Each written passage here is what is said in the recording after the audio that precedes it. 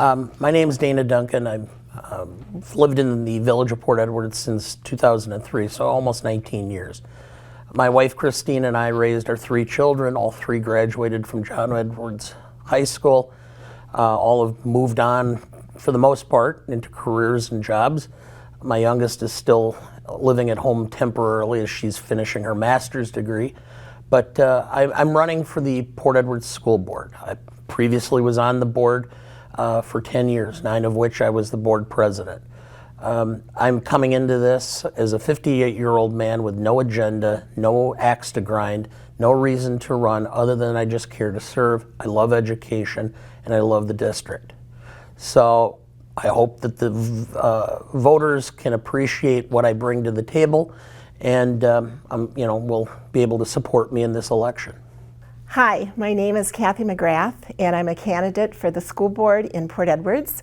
I have served 2 terms on the school board so far. I taught in the Port Edwards School District for 34 years, and I've lived in the village of Port Edwards for almost 50 years.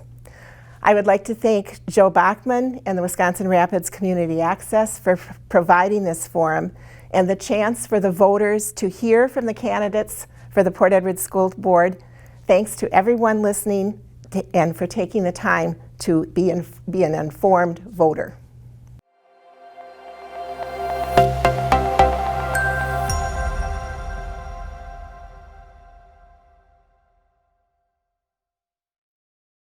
I feel that our biggest challenge is attracting new staff, whether that be educational staff, administrative, or support staff, and also retaining the staff that we now have. This is a problem not only in the state of Wisconsin, but across our nation. We need to let prospective candidates know that our district is a good place to work and to live. We have a lot of strengths. We offer small class sizes and a small school atmosphere where students can get to know each other and the parents can also get to know each other. The staff can also know the students very well. We have an excellent staff that works well together. And we are very happy that we are now partners with Mid-State Technical College, offering dual credits, which is very advantageous to our high school students. A big asset for me is that our district has very little debt. We are financially sound. Well, for the school district, it's always going to be a challenge because we're either the smallest or one of the smallest school districts within the state of Wisconsin.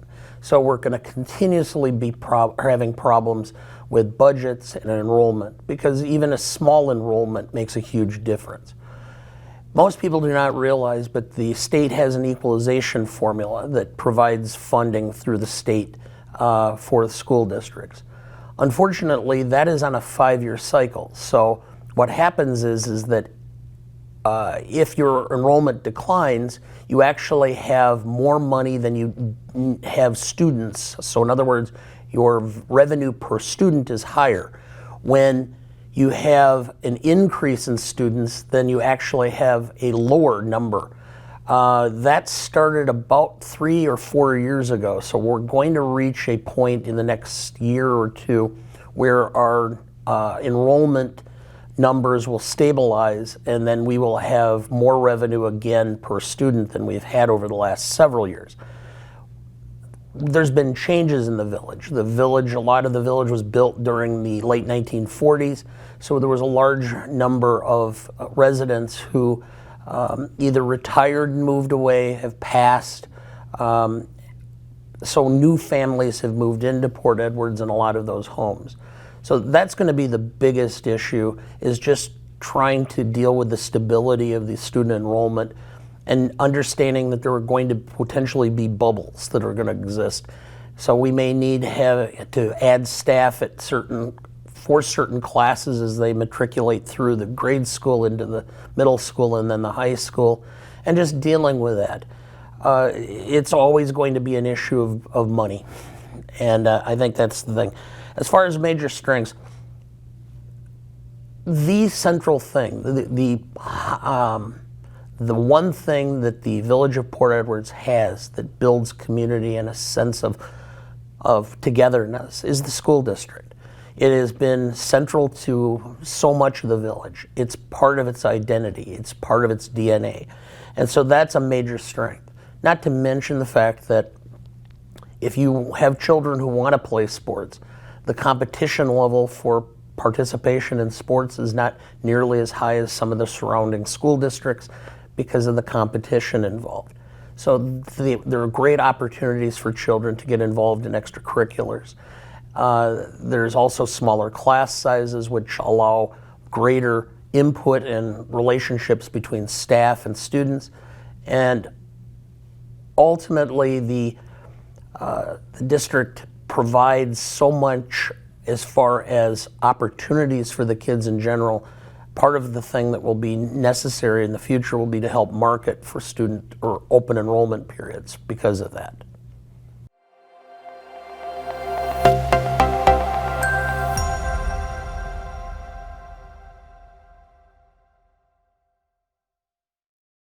I don't have a political axe to grind on this. I'm just, it's all about reasonableness. You have to take and weigh the costs and the risks associated.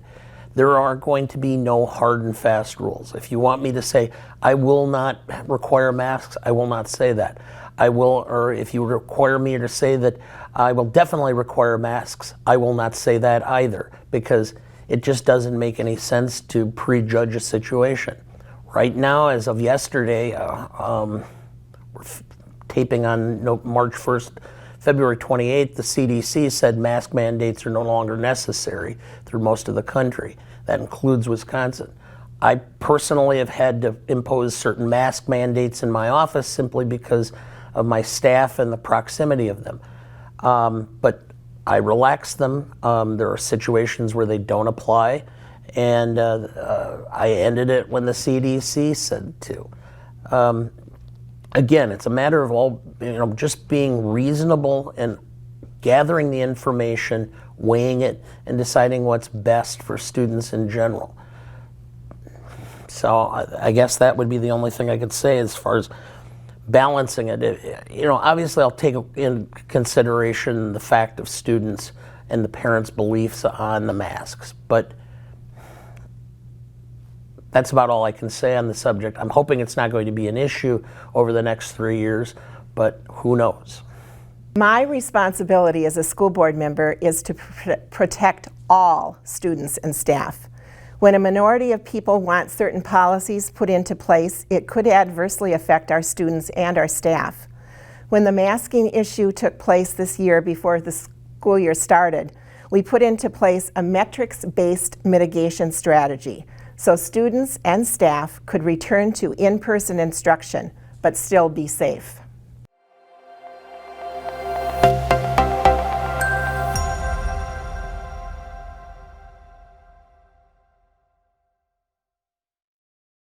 I always felt as a teacher that parental involvement was very important. I had a lot of parents come into my classroom, help me out. Many that couldn't come in helped me by doing things at home. And I always felt that it gave parents a really good idea as to what was going on in school and what teachers deal with on a daily basis. Our district welcomes parental involvement in the school system, and they feel that every parent is a vital partner in educating our students. That involvement lets students know that their parents are interested in their education and that they value it.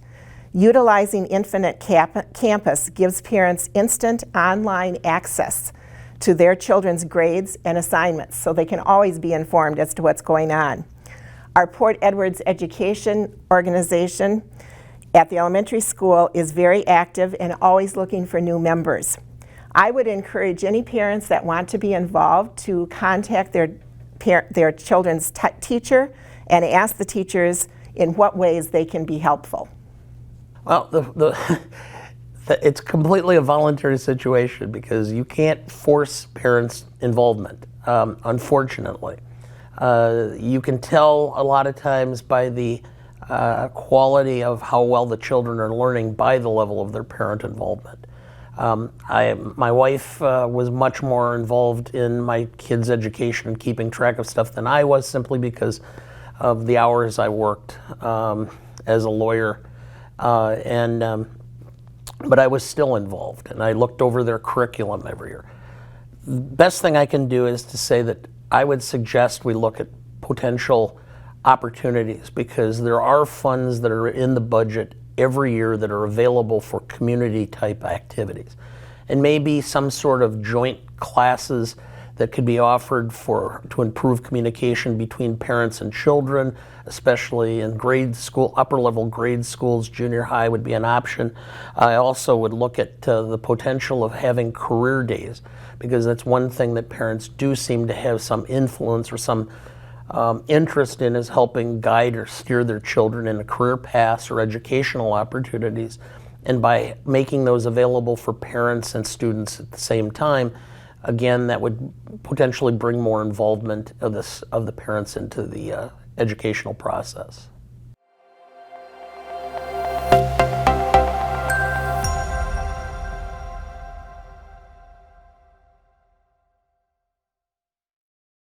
Well, 9 years I was president and ran the meetings. I've been on the village board for the last 6 years, and I'm stepping down from that. There's going to be opportunities for public input. There will be rules in place. When the public input is no longer required, the public will be allowed to have input or say only at that moment in time. They will remain silent. If necessary, the room will be cleared and everybody given an opportunity to cool off. We can try to reinstitute the meeting again. If it continues, then we would have no option but to ask them to leave, and if they refuse, then there are other steps available for that. But this is a organization that is meant to oversee the school district and the administration and provide support for them, guidance, and leadership. We cannot allow a few people to try to destroy that activity because of their inability to restrain themselves. Well, I think that the citizens of the school district should definitely be allowed to speak at our meetings. We do have a time set aside at every meeting for that purpose. We have even lengthened that allotted time at some meetings to allow everyone that wanted to speak the opportunity to do so. The public does need to understand that ground rules need to be followed and that all interactions need to be civil.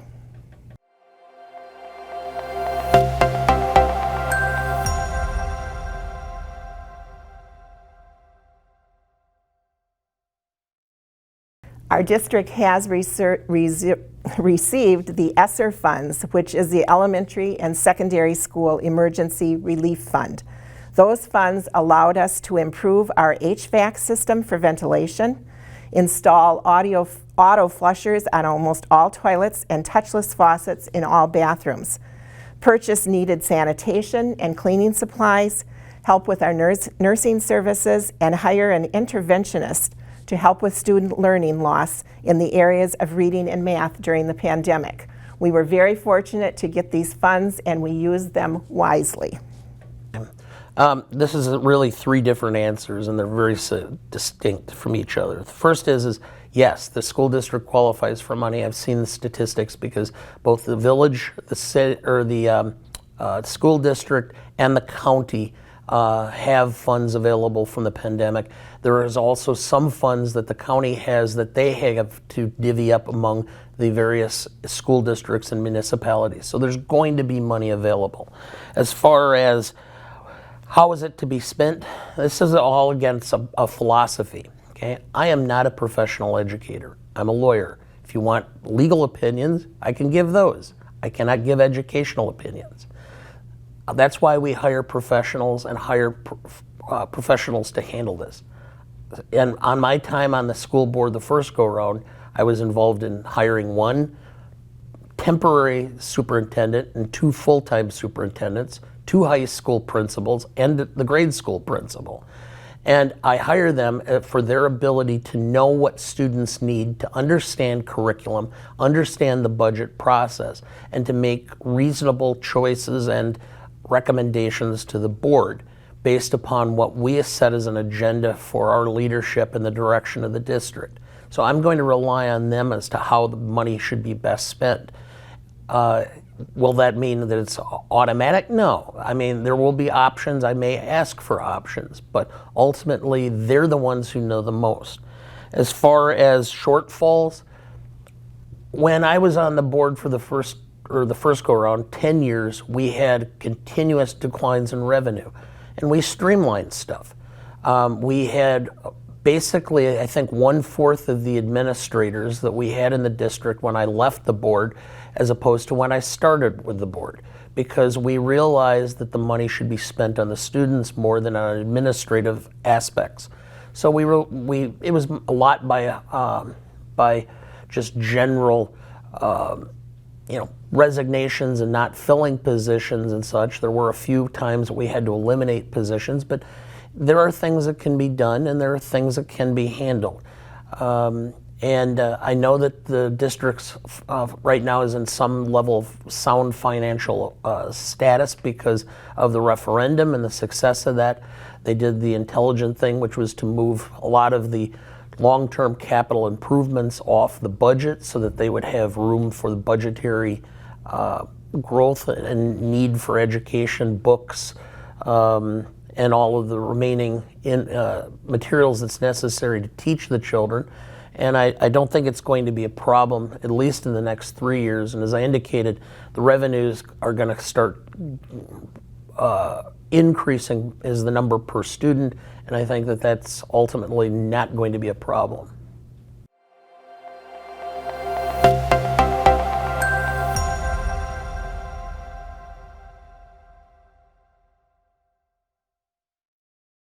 As I indicated, I'm all about taking reasonable approaches, gathering information, making decisions, setting a course for the district, listening to the experts, the school district administrators, the teachers. I have no preconceived idea of what I'm going to accomplish or do. I don't have an agenda. I have a certain skill set as a lawyer, and having been on 2 different school boards in the time of my time, been on village board, I've been a church elder, I've been involved in this in Port Edwards and the greater Wisconsin Rapids community for almost 30 years. And I bring that experience. There are going to be challenges facing this district as staff changes occur. And having somebody who has the experience on knowing how to find and hire is going to be instrumental in keeping the district in top status as far as educational ability. I don't have to do this. I've got plenty of my life to do. I've got a lot of outside activities and a very busy law practice, but I do this out of love for education and love for the district, and I hope that the voters will see my passion for both and appreciate the fact that I'm willing to serve. I never, ever will put myself in a position where I will act just because of political expedience. I will always take the course that's the best, ultimately for the kids and for the community. I do care deeply about our school district. I've had a lot invested in it over the years. Besides teaching at the elementary school for 34 years, I also did 6 years of subbing once I retired. And then when I was elected to the school board, I could no longer sub, but I've served 2 terms so far on the school board, and also have had 3 children that have gone through the entire Port Edward school system and graduated from JEHS. And I feel that I am very well qualified and would appreciate your vote on April 5th. Thank you very much.